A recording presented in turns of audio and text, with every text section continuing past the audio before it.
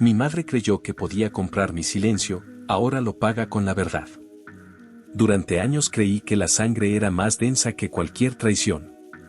Que la familia, con todos sus efectos, silencios y heridas mal cerradas, tenía prioridad sobre el dolor personal. Era una creencia arraigada, heredada, reforzada por las frases gastadas que mi madre repetía cada vez que uno de mis hermanos cruzaba la línea: la familia es lo único que queda cuando todo se va. Y como un idiota, lo creí. Lo defendí. Lo viví. Hasta que me lo arrancaron de cuajo a 2 meses del día más esperado de mi vida. Yo me iba a casar con Camila. Estábamos juntos desde la universidad. Ella era esa combinación de dulzura y coraje que hacía que mi mundo tuviera sentido. Me conocía en lo más profundo, incluso cuando yo prefería esconderme. Nuestra boda estaba casi lista, invitaciones enviadas, locación reservada, lista de canciones cuidadosamente elegida y un traje colgado que, al parecer, nunca iba a estrenar. Todo iba bien, hasta que recibí la llamada que lo quemó todo. Fue Mariana, una amiga de infancia que nunca había tenido pelos en la lengua. Me llamó directamente desde su trabajo en el hospital y sin mediar palabras me soltó: necesitas venir. Camila está aquí. No está sola. Está con tu hermano. Creí que hablaba de Sebastián, el menor, el tranquilo, el que nunca salía sin revisar 3 veces que tenía su cartera. Pero no. Estaba hablando de Andrés.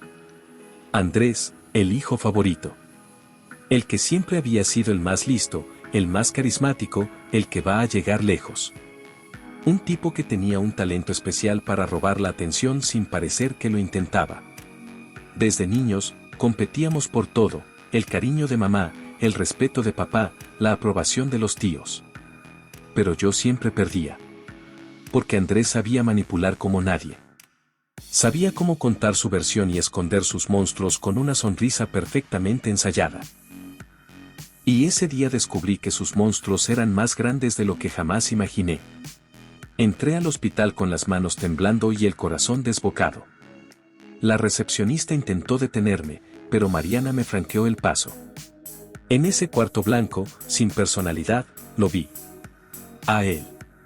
Junto a Camila. Sosteniéndole la mano mientras ella lloraba. No de dolor físico. De vergüenza. De culpa. De miedo. El ambiente era espeso, como si el aire se hubiese convertido en vidrio. ¿Qué hiciste?, pregunté, sin saber si me dirigía a uno o a los dos. Camila no respondió. Andrés tampoco. Solo la miró. Como si él fuera la víctima. Como si yo estuviera interrumpiendo algo íntimo. Mariana, desde la puerta, me lanzó una mirada que lo dijo todo. Está embarazada, dijo. Y es de él. Ahí se quebró algo en mí que nunca volvió a pegarse. Era una herida que no sangraba, pero quemaba como si me hubiese tragado ácido. Me fui sin decir nada. No grité. No insulté. No rompí nada. Solo caminé, como si mi cuerpo ya no fuera mío. Como si el dolor hubiera tomado el control de mis movimientos. Durante días no hablé con nadie. Apagué el celular. Suspendí la boda. Cancelé todo. Mi madre fue la única que se atrevió a buscarme. Fue a mi departamento con un semblante de quien no viene a consolar, sino a negociar. Me llevó comida, palabras suaves, y un sobre. Sí, un maldito sobre. No tienes por qué hacer esto más grande, me dijo. Los errores ocurren. Andrés no lo planeó. Camila, bueno, quizás estaba confundida. Pero tú eres el mayor. El más maduro. Sé que puedes perdonar. Ahí fue cuando deslizó el sobre la mesa. Lo abrí sin intención. Era dinero. Mucho. Más de lo que mi madre había dado para cualquier cosa antes. Era claro, quería que todo quedara en el olvido. Que sonriera en la próxima reunión familiar. Que aceptara al nuevo sobrino con una cara de hipocresía. Que fingiera que Andrés no me había apuñalado en el centro de mi felicidad. ¿Y crees que esto lo arregla?, pregunté, con la voz más fría que jamás había usado. No lo arregla. Pero ayuda. Al menos para que tú puedas empezar de nuevo. Camila no quiere que esto te destruya. Camila. Incluso cuando me destruyó, seguía preocupada por mí. O eso decía mi madre. No le creí. Pero acepté el dinero. No por lo que representaba, sino porque ahí decidí que no iba a gritar, ni a vengarme abiertamente. No iba a humillar como ellos lo habían hecho. Iba a dejar que el karma hiciera su trabajo. Y yo me iba a encargar de observar cada paso del camino hacia su ruina. El primer giro no tardó en llegar. Una semana después, recibí una llamada anónima. Una voz distorsionada, que parecía provenir de alguien que conocía muy bien a mi familia. Me dijo que eso que había ocurrido entre Andrés y Camila no fue un accidente. Que había videos, conversaciones, pruebas de que todo fue una conspiración. Que mi madre lo sabía. Que lo había permitido. Que incluso lo había planeado. No dormí esa noche. No por lo que me dijeron, sino porque empecé a recordar todos los momentos en los que mi madre defendía a Andrés sin sentido. Las veces en que Camila se desaparecía por horas sin explicación. Los gestos de incomodidad de Sebastián cuando se hablaba de la boda.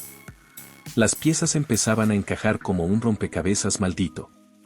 Entonces lo supe, esto no era solo una traición amorosa. Era una traición de sangre. Una conspiración familiar. Y esa era apenas la primera capa. Después de recibir aquella llamada anónima, algo dentro de mí se encendió. No era ira. No era miedo. Era una necesidad desesperada por saber hasta dónde llegaba el veneno que mi familia había cultivado en silencio. Y una certeza, si había pruebas, yo iba a encontrarlas. Me volví obsesivo.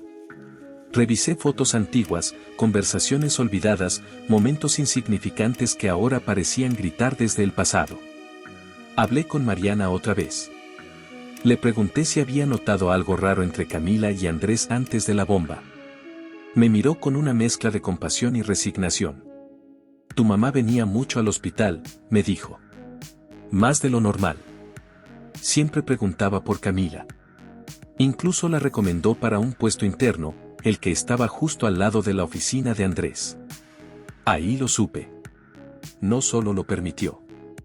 Lo facilitó.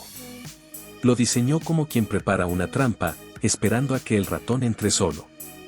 La segunda actualización llegó sin aviso. Una noche recibí un sobre en mi buzón. Sin remitente. Adentro, había una USB. La conecté en un computador viejo, por precaución. Lo que vi me heló la sangre. Era una grabación. Andrés y mi madre, hablando en la cocina de la casa familiar. Ella le decía que Camila tenía dudas sobre la boda. Que necesitaba a alguien que la orientara. Que no era justo que yo estuviera construyendo una vida sobre una mujer confundida. Y entonces, lo sugería. Acércate a ella. Sé tú mismo. Si pasa algo, será porque debía pasar. Andrés asentía, casi con orgullo. Como si estuviera aceptando un desafío. Me dieron ganas de quemar todo. De confrontarlos. De gritarles lo miserables que eran. Pero me contuve. Porque sabía que el juego apenas empezaba. Si esa grabación había llegado hasta mí, era porque alguien quería que yo jugara distinto. Alguien más estaba mirando desde las sombras. Decidí responder la llamada anónima desde un teléfono público. La voz volvió a sonar. Distorsionada. Mecánica. ¿Lo viste? Sí, respondí. Entonces sabes que esto no fue impulsivo. Fue una estrategia. Y no solo tu madre y tu hermano están involucrados. ¿Quién más? Silencio. Luego, una risa breve. Aún no. La llamada se cortó. Y yo me quedé con la sensación de que había pisado un terreno más oscuro de lo que pensaba. Mientras tanto, Camila intentaba contactarme. Me enviaba mensajes que no abría. Correos que no leía. Pero uno me llegó de forma directa, por correo físico. Una carta escrita a mano. Eso me obligó a leerla. Decía que no sabía cómo pasó. Que Andrés se aprovechó de una noche en que ella había discutido conmigo. Que mi madre lo incentivó. Que no quiso que sucediera, pero que cuando se enteró del embarazo, fue empujada a ocultarlo. Que ahora solo quería que yo estuviera bien. Que no iba a abortar. Que no esperaba nada de mí, excepto que supiera que ella todavía me amaba. No lloré. No respondí. La doblé, la guardé. Porque mi corazón ya no estaba en juego. Lo que quedaba era orgullo. Y hambre de justicia. Sebastián, mi hermano menor, me buscó semanas después. Me sorprendió en una cafetería. No dijo hola. Solo se sentó y soltó. No sabía cómo decirlo, pero, hay algo que tienes que saber. Andrés no es como tú crees. Ha estado chantajeando a mamá desde hace años. Lo miré sin entender. Tiene algo sobre ella. Documentos. Papeles. Algo que la vincula con el desfalco de la empresa de papá. Por eso ella lo cubre. Por eso le da dinero. Por eso, él hace lo que quiere. Esa revelación giró la historia como una espiral sin fondo. Mamá no era solo una madre ciega por su hijo. Era una mujer atrapada. Manipulada. En deuda con sus propios errores. Y Andrés no era solo un traidor. Era un verdugo con guantes de seda. Le pedí pruebas. Sebastián no tenía nada concreto, pero me dijo que en el despacho de papá aún había documentos sin revisar. Que si quería respuestas, ahí debía ir. Lo hicimos juntos. Por primera vez, éramos aliados. Hermanos en la desgracia. Lo que encontramos no fue solo una pista. Fue un expediente entero. Cartas, transferencias, contratos firmados por mi madre en nombre de mi padre. Dinero movido sin autorización. Fondos perdidos justo antes de que la empresa familiar casi quebrara. Todo estaba ahí. Y Andrés lo sabía. Porque en una esquina del documento más comprometedor había una nota escrita con su letra: aún no guardo. No lo olvides. Ahora lo entendía todo. Mi madre me ofreció dinero no por remordimiento, sino por miedo. No quería que yo escarbara. No quería que yo hiciera ruido. Pero ya era tarde. Y el ruido apenas empezaba. La segunda parte de esta historia se cerraba con una imagen clara, yo, con las pruebas en la mano. Mi madre, atrapada en su culpa. Andrés, expuesto en su poder sucio. Y Camila, lejos, llevando en su cuerpo la consecuencia más cruel de todas. Pero aún faltaba el giro decisivo. Porque los secretos familiares no solo se esconden en papeles. La tercera capa de esta historia no vino con más papeles, ni con otra carta de Camila, ni siquiera con una nueva traición. Vino con un encuentro. Un encuentro que nunca debió ocurrir. Todo comenzó cuando revisé los archivos digitales del computador viejo, el mismo donde había abierto la USB anónima. Noté algo que no había visto, un archivo oculto en la raíz del sistema, llamado _herencia_. Cuando lo abrí, encontré algo que me revolvió el estómago. Una copia escaneada del testamento original de mi padre. Y otra, más reciente, con modificaciones. La versión vieja dejaba todo a partes iguales entre los tres hermanos. La nueva tenía un cambio fundamental: Andrés aparecía como único heredero de la casa, los vehículos y, lo más impactante, las acciones restantes de la empresa familiar. La firma de mi padre estaba ahí. Pero la fecha era 3 días después de su muerte. Esto ya no era solo un asunto de traición emocional. Esto era una bomba legal. Y era hora de usarla. Tomé copia del archivo y contacté a un abogado de confianza, alguien que había sido amigo de mi padre antes del colapso. Cuando lo vio, su cara pasó del asombro al desprecio. Esto es una falsificación, dijo. Lo sé porque yo fui testigo del testamento original. Y tu padre jamás habría hecho un cambio así. No después de lo que tú hiciste por salvar la empresa. Yo había sido quien había invertido mis propios ahorros, negociado contratos, hablado con los bancos. Andrés no hizo nada. Y ahora intentaba quedarse con todo. Era el momento de tumbar su imperio de apariencias. Decidimos avanzar legalmente. No con una demanda abierta, sino con una revisión silenciosa del testamento mediante el Tribunal de Sucesiones. Si resultaba falso, Andrés podía enfrentar cargos. Y lo mejor, no sabría que venía hasta que ya estuviera atrapado. Mientras todo eso se movía, algo inesperado ocurrió. Camila apareció en mi puerta. No con lágrimas. No con súplicas. Con algo en la mano. Un celular viejo. Me lo entregó sin hablar. Solo dijo, míralo. Es lo que nunca me atreví a decir. Dentro había una grabación de audio. Ella y mi madre, hablando. Camila estaba claramente alterada. Mi madre, implacable. ¿Crees que esto lo destruye? Decía mamá. Él se levanta de todo. Lo que necesitamos es que aprenda a rendirse. Pero estoy embarazada. De Andrés. Esto lo va a destruir. A mí también. Tal vez eso es lo que tiene que pasar. Para que se convierta en alguien más fuerte. Alguien que no dependa de ti. Ni de nadie. Ahí estaba.